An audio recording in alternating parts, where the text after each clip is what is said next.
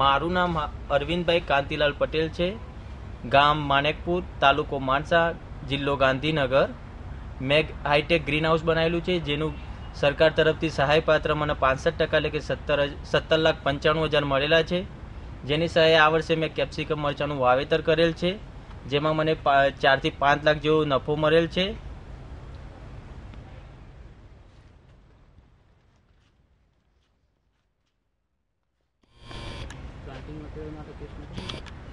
કેટલી કેસ મૂકેલો છે? આમાં 65,000 મળેલા, 64 થી 65,000.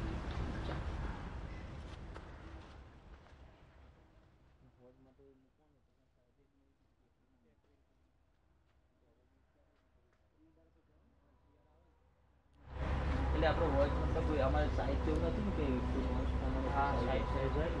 એટલે સાઈઝ આપણો મતલબ છે લગભગ છે ને 50,000 લીટરની કેપેસિટી.